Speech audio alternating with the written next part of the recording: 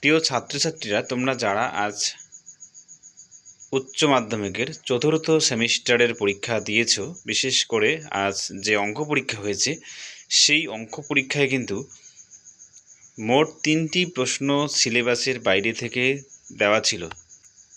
সেটা হচ্ছে 2-এর B number প্রশ্ন, 11-র বি নাম্বার প্রশ্ন এবং 11-র সি নাম্বার প্রশ্ন। 2-এর বি নাম্বার প্রশ্নে ছিল 2 নম্বর, 11-র বিতে ছিল 4 নম্বর এবং 11-র সিতে ছিল 4 নম্বর। এই তো মোট 10 নম্বর কিন্তু ছিল, যেটা মানে সিলেবাসের বাইরে থেকে এসেছে।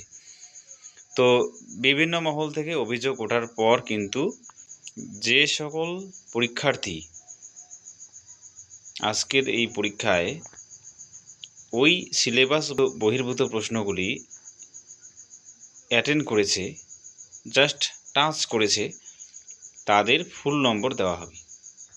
এই কথা কিন্তু এই যে নোটিশ দিয়ে, দেখো আমি দেখাচ্ছি এখানে, নোটিশ দিয়ে কিন্তু জানানো হয়েছে যে তারা সকলেই এই এক্সট্রা 10 নম্বর পাবে।